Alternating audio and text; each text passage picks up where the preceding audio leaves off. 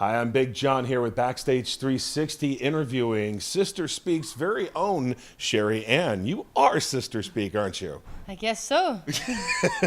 So when did Sister Speak start for you? Guess it was in 2009 Sister Speak's first show happened. And that was up in Canada where you're from, or? Well, my first bandmate in Sister Speak and I toured a lot together, and then we came up with the name in 2009. And actually, our first show ever was in Temecula as Sister Speak. Really? Yeah. But you're a Canadian. You're I'm Canadian born. So I'm Canadian. how did you get down here? Obviously in 2009, if you were in Temecula, like what brought you to the southern coast of California? A lot of things. I thought that after living in Chicago for school for 5 years, the winter drove me to California. I don't blame you. Chicago's not good in the winter. No.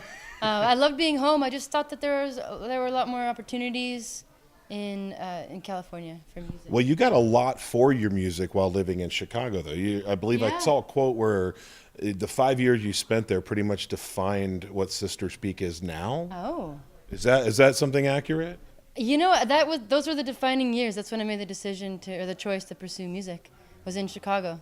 And then you come out here, and your first show was in 2009, so you started building up from there. And what was it, in 2011, you were nominated for something. Yeah, we were nominated Best New Artist in San Diego. And just recently, you were nominated for another big award. Well, we were nominated for Best Pop Album a couple years ago, and then we actually won Best Pop this year. That's what it was. You won Best Pop this Yeah, year, and that was at the San Diego Music Awards as well. At the San Diego Music Awards. Well, that's freaking awesome. Well, your music's incredible, and I love how soulful your voice is, because it's like kind of a pop rock, but yet it's very soulful. So how did you develop your sound? I think through all the places I've lived and people that I've played with, all my bandmates, everybody's really influenced my sound. And the geographical locations have had a big influence. Chicago, British Columbia, and California. It's kind of a hybrid of this bluesy, acoustic, pop, worldish sound. How much of I read that where you went to South by Southwest in 2012 and you broke your pelvis. I did. I was on my way. I didn't actually make it to the showcase. But something happened in right around that time that really helped you out too, right? You met the Air Supply producer? Oh, that happened actually recently. Oh, okay. So, so in 2012 is when I did the silliest thing I've ever done. Don't get out of a moving car. It resulted in a broken pelvis. And then I had 2 months off. I had to take time off, 7 different transfers home via a few different airplanes, and I was back in Canada for 2 months in British Columbia. And that's when most of the Rise Up for Love album happened. I felt like it was my healing coping mechanism was writing all those songs, or life writing those songs. And then when I came back, we opened for Air Supply the last few years. Okay. So it was in 2015 that this amazingly talented artist, Avliev, he was their keyboard player that night. That's what it was. Yeah. And so we really had a great connection, and we met up later. He introduced me to his studio in Los Angeles, and we had instant musical chemistry. So we just started working on all the songs, and over the last year, we've been getting this EP done. Wow. Yeah. And you got that EP that's coming out soon, but you got a single coming out soon for that, right? Yeah, that single is actually out any day. It's coming out at the end of April. And it's called The Stand? The Stand. I got a sneak peek of the video. I got to tell you, that video looks freaking awesome. You're one of the first to see it. Tell me, you went to South America for that? I did. I barely even told anybody. Just went on a trip. I just wanted to go on a very special trip. Went with 2 of my best friends, and we had an amazing time, and we filmed. I wore a dress underneath all my hiking gear. And people were like, "What is that girl doing?" And then here we are walking. That's a nice looking dress, by the way, too. Not this dress. It was. No, I mean the one in the video. Okay. Yeah. I mean, I don't see the back of it most of the time. Yeah, it lasted. I still wear it. I actually wore it the other day, and I was like, wow, this still is in existence. This dress. Hey, we went to a lot of different sacred places in Peru, and we went to a few special places in Bolivia as well. And we were able to film the people there. It's just such an amazing energy there. I can't even explain it. And the way the people's eyes look, and there's so much joy in Peru and in Bolivia both. We spent a lot more time in Peru. And there was just this sense of community. And the whole video itself is really about getting back to your roots, back to our community. And you can see kind of subliminal messages written in the video. There's little words on the walls and trucks and stuff. Yeah, I noticed a few of those. Oh, Now, did you? did you go to South Africa, or sorry, South America? Did you go there specifically to film for this video? It turned out that way. It ended up, actually at first it was just going to be an adventure. And then it turned out to be a music video adventure.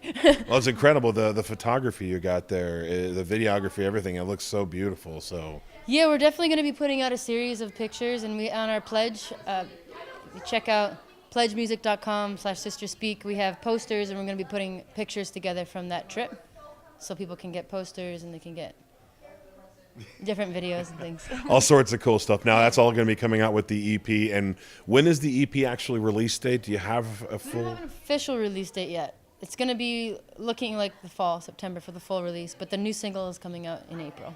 In April. Oh wow, it's coming out quick. It's coming out, and then the stand, Yeah. that video. Yeah. It's coming out within the next week. Oh, I was told May, so I thought it was real special getting it this early. So. still got it early. Oh well, I still got it early. So now another thing I read about you is that you love to collaborate. I do. So tell me about some of your collaborations you did early on before you started making big with Sister Speak. Well, that's kind of I want to know. yeah. Well, I think I guess every bandmate I've played with has been a form of collaboration because we all influence each other. And recently, Avley's one of the people I've collaborated with. There are a couple songs on the EP where I was showing him the songs, and he just started humming a melody for a section, and then all of a sudden these lyrics just came at the exact same moment, and it was just like, wah! So, and Tolan Shaw, one of my bandmates who plays in Sister Speak when he's available, him and I, we wrote a song together, 50-50. We co-wrote it together a couple years ago, and that's going to be on the EP as well. Oh, wow. It's just going to be all acoustic. The rest of the EP is more of a folk electronic pop production. Okay, yeah. Mm-hmm. So it's kind of like a build up of kind of from your last album, the 2014. What was that album called? The Rise Up for Love. Mm-hmm. So is this more like a continuation of that style? A little bit. There are a couple songs on the Rise Up for Love album, like Mirror, the first Mirror 1, and Say You Will. They're kind of leaning toward a bit of an electronic element and kind of an ambiance. So kind of carried that forward and explored that a little deeper for this EP. I'm looking forward to hearing more from that. So tell me about the event tonight here with Mike Love. So how did you get involved with this? Well, we actually played a house party here. We played it was an EP kickstart party to get the EP going, the new record. And we had such an amazing time. It was just so much fun. And then Mike Love, it ended up being his only Southern California date here at this house. Oh, wow. So the host asked us to open for him. Yeah. And so now you're here, and we get to talk to you here on Backstage 360 about all your upcoming stuff. So what else do you have moving forward after this? You got the EP coming out in a few months. You've got the single coming out just within a week or so, probably. What else is going on for Sister Speak? Well, I'm going to be hitting the road actually in 2 days, going to Toronto. So there's a really great event called Canadian Music Week. It's like South by Southwest. In Canada. So it's not North by Northeast. North by Northwest? North by Northeast. It's actually, there is a North by Northeast. Oh, wow. As well as the Canadian Music Week. So you're going to be up there performing? Yeah, and doing a tour through Toronto, Montreal, Rhode Island, and New York City. And then back to California. And then this summer, we're going to be touring with a full band in my home province of British Columbia. And the whole Northwest, Seattle, Portland, the Olympic Peninsula. So that'll be a lot of fun. So when can Southern California come and see you play? Where are you going to be down here? Oh, we're going to be at Gator by the Bay on May 14th. Oh, that's beautiful. It's going to be so fun. That is going to be awesome. Sunday night, 5 p.m. You get a ticket. We actually have a code on our, if you get on our email list, we send everybody out a special code to get a discount. So how do they get on your email list then? Sisterspeakmusic.com. Check out our website, and you can just add yourself. There's a little add to email list button there. And from there you can get a discount code and come see you for it up. Mm-hmm. All right, that's awesome. Well, thanks for taking a few minutes to sit down with us here at Backstage 360. Sherri Ann from Sister Speak. Thank you again so much right here with Backstage 360. Thank you.